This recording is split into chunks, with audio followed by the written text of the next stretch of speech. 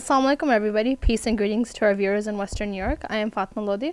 And I'm Nicole Mutanani. Welcome to our show today. Today we'll be discussing the image of American Muslims in the media, especially in light of TLC's recent reality show called All American Muslim. We'll also be discussing about Occupy Wall Street movement that has swept across the nation. So welcome to our show. Welcome to our show everybody. We hope you enjoy it. On our show today, our guests who are joining us are Sean, Umber, Monis, and Joyce. Welcome everybody, and thank you for taking the time to join us today. Thank you. Thank you. So we wanted to begin this segment about Muslims in the media. So we're going to discuss about the TV show All American Muslims, but we want to first start off with how Muslims are portrayed in the media. So if anyone wants to comment on Muslims in the newspaper, Muslims on the news, Muslims like in TV shows, we want to hear. Yeah, I mean, what do you guys think the image is right now of American Muslims in the United States? So please. Well, like after 9/11, it's dramatically changed, unfortunately, you know.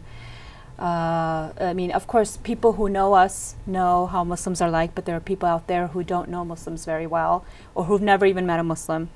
And, you know, after the terrorist attack, and unfortunately the terrorists happen to be Muslims, in name only, I mean, you know, it's sad that unfortunate that there are some people who believe that, you know, Muslims either are terrorists or they support terrorism. So, you know, the image has really changed. So would you say it's more negative than positive right now in the media? Definitely more negative.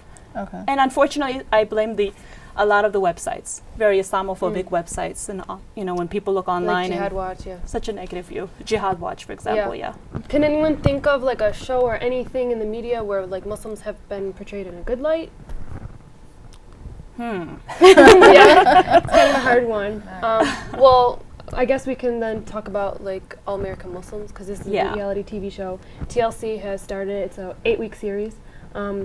It's following 6 families, right? Yeah, 6 families in the Dearborn, Michigan community, and it follows them throughout their daily lives.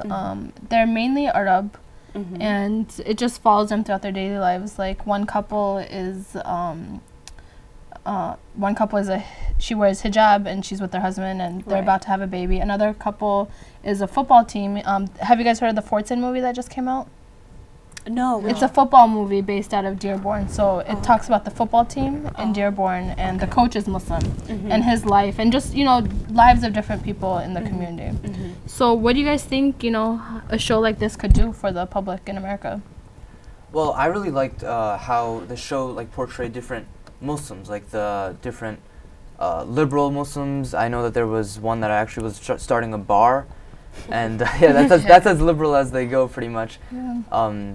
But there's also the hijab, and there's one with a tattoo. I mean, it really speaks out to the Americans that that there's different types of Muslims. We're not all just one group. Some people might think that we might be degrading ourselves a little bit by the show, by the type of Muslims that we are showing, but I think in all, the lessons that the show is like showing to the audience, the information about Islam, I think it's very useful, especially to communities who don't have many Muslims. Right. There is a wide range of people on the show. There's a lot of people on the show who have tattoos, and like you said, the woman who wants to open up a nightclub and bar, and like it's just a wide range of people on the show. So Monis, how do you think a show like this can really change the image of Muslims, or what is TLC trying to accomplish by having this show? Well, I mean, personally, I think it's both good and bad to have a show like this, because if you have a show that's called Muslims, All American Muslim, or Muslims in America, you're kind of already putting us in a corner. You're saying we're somehow different, that we need a reality show dedicated just to us. I mean, you don't see Catholics in America, you know, Jews in America. So I think... Right, so what do you think why do you think TLC is trying to accomplish? Like, why have a show based just off of Muslims? I mean, in one sense, you have to think of, I don't know, ulterior motives sometimes. You know, the Muslims are in the media a lot. And I mean, this is just another thing. Whether it's good and bad, it's just we're in the media again. You know, and I think as Americans, you know, I'm not walking around the street thinking I'm a Muslim in America. I'm walking around the street thinking I'm an American. You know, this is my world. This is what I live in. Yeah, but I think any attention drawn more to Muslims, whether it's good or bad, I mean, we're still in the spotlight. And I think that that's not necessary. And I personally think, yeah, it's a good show to highlight Muslims, but in the same sense, do we really need more attention? Right. Well, this show follows 6 predominantly Arab families. So do you think this is a good representative of Muslims in the U.S.? No, I think they should show other types of Muslims, like South Asian community, which is a huge percentage of Muslims, like Pakistanis, Indians, Bengalis, and African American Muslims should be shown. And maybe they'll start to show that as well. But for now, I guess it's Arab Muslims, because I think it's important to show Arab Muslims because they're the most, they're always shown as the most negative type of people. I do feel it's important to show them, but don't you think they're kind of feeding to the cliche that all Muslims are Arab by having this show? Yes, absolutely. That's why I think it's important to show South Asian Muslims and other types of Muslims. But We have a lot of European Muslims too, and converts, But don't you think just the general concept of reality TV show of American Muslims is kind of like introducing like the community Americans to like Muslims and trying to show them that they are normal people. Yeah, they may wear hijab, but like don't be afraid of them. Trying there was a lot of outrage over this show too. Like people are protesting and trying to get it canceled and whatnot. Outraged by whom? By non-Muslims? Yeah, by people who didn't want the show to be aired and stuff. I mean, what. I mean, you can look at both sides, and I do agree with you as well. But I think for now, I think it's a good idea. Except I wish they didn't call it All American Muslims, like the Jewish shows like Seinfeld, Curb Your Enthusiasm, which are very funny shows, and they're all about mostly Jews. They don't so it'd be nice to not call it All American Muslims and call it like the Hans or Yeah, it would have been nice also, I think, if they focused on communities outside of Dearborn, Michigan as well. Exactly. Because in the show, it seems like they're all a part of the same community. They're all friends. They all know each other. It would have been nice, I think, to get a range of different Muslims across the U.S., not just in Dearborn. Right. And maybe they will show that. Maybe that's what they're planning. This is just we've only seen a couple of episodes. A few episodes. Maybe they'll start to expand. I still feel like maybe 8-week segment though isn't enough. I mean, in the show, I remember at one point the woman who is pregnant and going to have a baby, they leave and they go to another city or another town to have lunch or breakfast. And she mentions like, I'm not in Dearborn anymore. In Dearborn everyone's Muslim. Everyone, I feel in my own community, and here people are not Muslim, and here people look at me differently. But I think emphasizing that, and again, is we all live in America, and like we live in Buffalo, I live in Fredonia. Hardly any people, like there's very small Muslim community, but we live our lives normally. And I think just highlighting that, okay, this is a very concentrated Muslim community, I mean, it makes you look at it differently as well, because maybe they're living differently than most Muslims in America. That's true. I think that Muslims in Dearborn do have more of a comfort level, because I've been to Dearborn, and when I'm there, I feel like I'm in a Muslim country almost, right? Everywhere you turn, everywhere you go, there's a lot of mosques, halal markets, there's a halal KFC, McDonald's, everything. So, there is a comfort level that's associated with living in Dearborn. Versus if they did live in other small towns, like you said, you're from Fredonia, I do think it would be a little bit different. Yeah. And I just don't like how it doesn't show like the conservative aspect of like Muslims. And I think if you're calling it All American Muslims and showing these more liberal or progressive, I don't know how you want to say it, I think a lot of like Muslims were kind of like ashamed to like have this show like represent Islam for those who don't know about it already, because that's all they're going to know about it. Well, I think they do have 2 families that are more conservative, wearing hijab, like the one who's pregnant and the other one who's trying to get pregnant, who's decided to do hijab.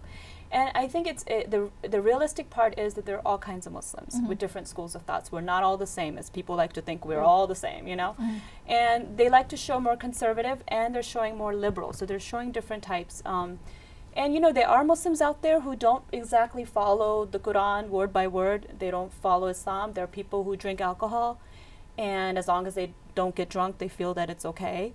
And there are Muslims out there who are like that, and who are into nightclubs or who are starting nightclubs. So they're trying to show different types. So it does show a wide range of Muslims. So what's the consensus amongst your friends? What do they think about this show, or do they have any thoughts? Well, they're used to the drama and stuff, so I guess they enjoy that part. But I'm more of the information. I like hearing that. Yeah.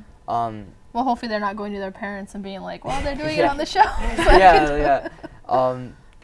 So I mean, my friends, I've had a few that watched the show, and Well, do you think the information is good? Because when I was watching it, the first episode I was watching with my father. He does not know a lot about Islam.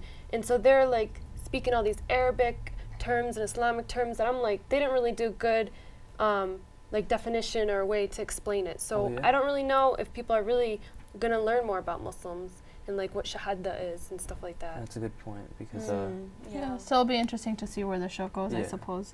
So have you guys seen any other shows or movies in the media which, you know, reference Muslims? How is it different than All American Muslim? Like 24 was a big show. I don't know if any of you guys watched that. And it kind of, you know. I mean, 24, it's more, you know, he is trying to fight terrorism and, you know, he's on this mission. So, I mean, I think in that sense, in 24, it's more the traditional or the, I don't want to say American, but the more media-driven definition of a Muslim. And it's more like the you know, cut out Al-Qaeda terrorist Muslim. But I think in All-American Muslim, it's different. You know, you see a family, you see, you know, people doing different things. So, I mean, with 24, you know, obviously there was, it's a action kind of. There are more references, though, to Muslims in the media now. Like, I know Simpsons has some, like, Army Wives, Law and Order. They all have references to the Muslims. So I definitely do think that it's more mainstream and stuff. But, you know, it'll be interesting to see where it goes, I suppose. But most of the time, it's negative. Unfortunately. It's every time they show terrorists, it happens to be a Muslim. Yeah, exactly. It's kind of, So what do you guys think we can do to combat these negativities? Like, I think the best way is just to make yourself known in the community. I think every city that has like usually a interactive Muslim community, they usually do well. Like the tolerance is usually higher. Less of the hate crimes. But I mean, the Muslims have to get out, let their names be known, let people know that they're Muslims and they're helping out the community. They need to invite their neighbors over. They need to join the PTSA. I know Khurram, a friend of mine, he goes to Columbia Law now. He started the Crescent Directive, and that's promoting like Islam. Right, I've heard. Right. I followed him. We're in touch with him. Actually. Promoting Muslims to do things in their area. To do general things that you know, everyday life things instead of going becoming a member of society. Do you think Muslims should get more involved in the media to like help? Because there's so many Muslims in America, and the news and everything is spun by not Muslims, like of other faiths, and like in Hollywood you don't see a lot. So do you think if they're like getting more jobs in that, you think it'll change the image? I think any Muslim trying to get a job having to do with the public, that really helps. Like I know there on the show, one of them is a coach, so that provides like a lot of FaceTime, and I know the other one is an agent. Right. FB. So there's definitely a lot that we can do. So thank you for your input, and we'll be back in our next segment to talk about Occupy Wall Street.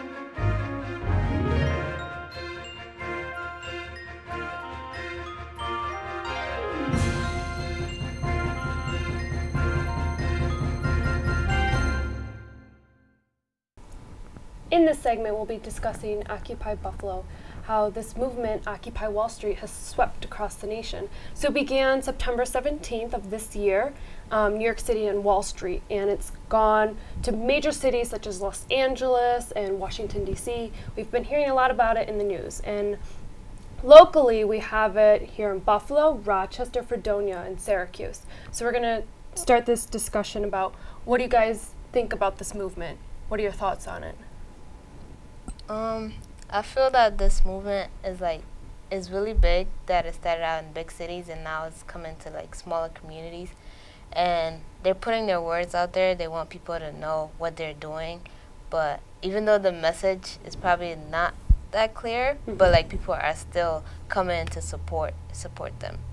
So what are the issues exactly that are being addressed? Like, you know, what do you guys think the issues are and the ideologies behind this movement? Well, mainly about the inequality and the big gap between the rich and the poor. and how unfair it's been, you know, with the government taking advantage, you know, being part of the 1% most powerful people, including the Federal Reserve and the major banks. They, you know, the wars that have caused the economic crisis, the Federal Reserve, which have caused us to actually forced us to bail them out, you know, the big major banks like Chase. We never saw a penny of it, you know. They profited using our taxes, and we never see a penny of it. So, you know, that's what caused the problem. And now I hear they're planning on bailing out the European companies with our tax money. That's news to You know, me. so it's really unfair. And I don't blame them at all for protesting. I mean, we're part of the 99%. We should support them. And, you know, so that's the message And they're getting meanwhile, across. this is happening with the bailouts. You know, like all the social services are being cut back. There's cuts on the lowest income, but yet, you know, those in the 1% are only the ones reaping the benefits. So there's a big imbalance of where the money is right now. So that's a major issue. So it started in September, and now it's, what, December? So what do you guys think about the movement? Is anything being accomplished? Is the media even giving it attention now? Like, is it even being discussed now? What do you guys think? What are your thoughts? It's not really being discussed because I didn't really know about it until, like, I went downtown with one of my friends, and, like, we saw them outside. We're like, oh, what are they doing? Why are they camping out? So we went there. We asked one of the guys, and they're like, yeah, we're doing Occupy Buffalo. We're trying to get our message out there about, like, the Occupy Buffalo. And we were like, oh, so how long are you guys going to be out here? And are more people coming or joining you guys? And they're like, no, it's, like, really small, and they're looking for more people to come. And, like, the media, not really putting it out there, but, like, now that, like, the bigger cities are, like, being on TV and stuff. So, right, New York has been on TV, LA has been on TV, Oakland has been on TV. Yeah. There was even an incident where Occupy movement occurred on a campus in California, UC Davis. Did you guys hear about that? Yeah, I heard about that. So what do you guys think about the movement spreading to campuses, college campuses especially? I think it's great because of the tuition hikes. They protested, and it was a peaceful protest, and they have every right to do that, you know, going by the First Amendment. And sadly, some of our freedoms are being taken away, no thanks to these people who are pepper spraying them. Like, I'm sure you've heard about the pepper spray incident in the Wall Street as well. Right. These are peaceful protesters who are not provoking, and they're being pepper sprayed. I mean, What do you think about them cleaning out the cities like Los Angeles and New York City, getting rid of, telling everyone pack up? no, that should not be allowed. You know, it's becoming a fascist state, unfortunately. This is what's happening. We're giving way too much power to the police. We should not give up, and we should, stand our ground. I was in New York City last weekend, actually, and we were walking down the financial district, and everything, for the first time in my life, everything was completely blocked off. You couldn't physically walk in the financial district. Everything had barriers around it. In the Wall Street, everywhere you went, even the Bull in Wall Street had a barrier around it. So I'm not, what is that accomplishing by everything being, barriered off and stuff? So, Sean, what have you and your friends talked about? Have you, like, heard about it in the news? Well, it was a huge thing, even in high school when it first started. But, of course, like most things, it died off, like, after, I don't know, a few weeks. There's definitely, in the media, there's definitely, like, an attention span of, like, a 3-year-old. So once something, like, gets old, they'll move on to another segment. I know that they, like, CNN and Fox and MSNBC, the big ones, they took, like, half a day. They're not even covering it. Yeah, and now they just don't care. So. Yeah. So do you guys think it's going to be a movement that's forgotten? Is anything changing, really? I mean, I think if anything, there was more awareness brought. Things were pushed forward. Things about, corruption with the government and big businesses. I think just having more awareness, I mean, if that's what the movement wanted to accomplish, I think they accomplished that. I don't know about any changes. Right. Yeah, I think they wanted more. I think they wanted change. Yeah. Now you're from Fredonia, right? So what's happening in Fredonia? Well, in Fredonia, they were actually occupying the pavilion in our, in town. That occupation of the pavilion has ended, but they've moved to a different location because, they had to because of the, Christmas season coming, and they had to decorate the pavilion. But they've moved to a different location, but they still have the movement going on. And you also interviewed Yeah. some of the participants, and what did they have to say about issues or what's going on, why they're there? Basically, I mean, it goes back to the point of inequality, and not only at the level of the rich and the poor, but more so inequality between different races, different peoples, different. It was kind of widespread, and what I found was it wasn't one issue. It wasn't that this is what we want. It was more, we want more transparency, with the government. We want, our food supply. We want it to be, organic. We want it to be farm grown. We don't want, businesses meddling in, like grains and change and having patents on things that just don't make sense for the well-being. It's crazy of how the such community. a movement spread to such a small town like Fredonia. Yeah. Now, who went to the one in Buffalo? Who's here? Yeah, I went to the one in Buffalo, and I actually took pictures there. And I seen their camps. They have a whole tent with food and stuff, and they're asking people to also donate. And they have generators to run their microwave. Oh, and now are a tea lot of and people stuff. donating? Yeah, I mean, there was a people are lot of donating. food, a lot of food for everybody that are camping Oh, wow. out. So there are people that are definitely supporting the movement by giving food and stuff like that. I think a lot of people support the cause because it's not just the inequality between the rich and the poor. There's always going to be a gap in every society, but the fact that the rich can now break the rules with the bailouts and stuff, and then so a capitalistic society isn't supposed to have favor one side over the other. So I think that's what a lot of the people are arguing against. So what do you think? Do you think people your age are out there protesting, or what do you think the age group is for the protesters? What's the range that Joyce you've seen, and what is what that you've seen in Fredonia and locally in Buffalo? Well, I seen a whole family out there, but I seen I can say probably from 15 older. Because they make signs, and then they have the people make music, and then they have the adult groups. They're in the background making meetings and stuff. Yeah. Now, Nicole, you went, right? You interviewed a teacher, and there was a family there, right? That you had talked to. There was a family with 3 small children who were there, and actually it was pretty surprising for their age. They're pretty aware of why they were there and why mom and dad were there and what the issues were. So what did they say from a young perspective? What did they feel like they were fighting for, protesting for? Yeah, they were fighting for change. It was about corruption and the greed in corporations is pretty much what they had said, and so they gave shout outs to friends and everything. But it was they're pretty intelligent for their age, let's just say that. So they're not just there because mom and dad are there. So what do you guys think about the measures that have been taken by law enforcement to kind of silence the protesters or demonstrators?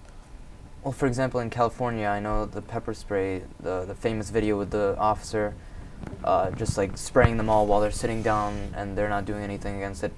I know that actually sent several of them to the hospital because it was made to be sprayed from 15 feet away, and he did it directly. Right, I saw that video. It was a popular video that was circulating. Yeah, so they went to the hospital and they were throwing up, and it's too much.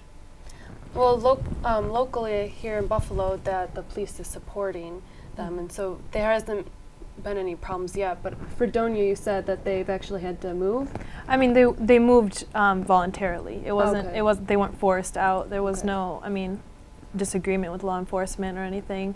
They actually talked about how there was an individual who would come into the pavilion and would have negative things to say, but I mean, law enforcement was there on their side, so they would just call them and they would take care of the problem. It wasn't. There was no disagreement. It was just because of the cold and things. Now, like do you that. think protesters are taking advantage of this movement, demonstrators, or maybe people who are just watching, as an opportunity to get free food or fame, or I mean, do you think any of that is occurring at all, or as a place, if you're a homeless person, it's a a sleeping bag to sleep in and food to eat and stuff like that. I mean, what do you guys think about that? Well, for the fame, I think we actually need someone to try to get famous or something. We need someone to stand up and try stating the beliefs, putting down what they are trying to achieve. There's no real spokesperson for any of the Occupy. I think that was actually intentional. When I went down to Niagara Square and interviewed those for Occupy Buffalo, the one gentleman I interviewed was strictly, I'm like, are you one of the leaders? He's like, no, I'm a facilitator. It's more of like equality of like, we're all here together, we're all equal, there's none of that hierarchy or anything like that. So now, locally in Buffalo, what issues do you guys think need to be discussed to improve Buffalo? As you know, it is like known as a blue collar town, and you know, since the steel industry left, there's pretty much nothing here. In people's opinion. So what do you think can be, you know, improved locally here in Buffalo? Well, Governor Cuomo is actually, I forgot to mention, Governor Cuomo seems to be affected by the Occupy Buffalo movement, and he was talking about changing the tax codes. And I think that's a great idea. How has he been affected now? Well, it seems like, you know, many Democrats are for, you know, taxing the rich. The only thing I disagree with the Buffalo occupiers is that you have to be specific as to what rich are you talking about. Are you talking about the rich people who are taking advantage of our taxes? You know, the 1%? Are you talking about the money lenders, the bankers, you know, who've taken advantage of us as well? Or are you talking about the rich who are hardworking citizens who do a lot for the economy and hire people? So there's that difference, and they need to make sure they specify, what do you mean by millionaires should pay their, you know, fair share? A lot of them are paying their fair share. They're actually paying more than their fair share. They're the highest tax brackets. I'm certainly no millionaire, but I'm speaking for them. I think it's unfair to simply say, oh, tax the rich. You know, they've been taxed enough already. But Most isn't of them. it true that they get a lot of breaks in other ways? That's the thing. That's what I'm talking about. Yeah. Like, that's the difference. So you have to be specific. When you say tax the rich, who do you mean? Do you mean the people who get a lot of tax breaks? You know, like the hedge fund managers, for example. They make $50 million a year, you know, minimum. I mean, they make millions of dollars, and yet they get a huge tax break. They're paying a lot in taxes, of course, but their tax percentage is very low. It's only 15%, whereas we, the middle class, and even the upper middle class, are paying at the highest tax bracket. You know, and we're paying a lot more than what they're paying. I definitely see That's my unfair. paycheck that I think I'm too much is being taken out. Exactly. Where's it going? Now, the sad part is people don't realize that the millionaire's tax means not just millionaires, but taxing people who are making a lot less, $200,000, $250,000. These are hardworking small business owners. We need them here in New York. Now, if you're going to tax them even more than they're already being taxed, which is a very high percent, they're going to close down and actually move to Florida or somewhere else. Right, exactly. So that's where Cuomo and the Buffalo occupiers are wrong, you know. Well, we would like to thank everybody for providing their input. We, WNY Muslims, actually did a production about the Occupy Buffalo movement, and we have a video located on our website at WNYmuslims.org, and we encourage our viewers to please check it out. And we'd like to thank all our guests for being on our show today. Thank you very much, and until next time, we'll see you later.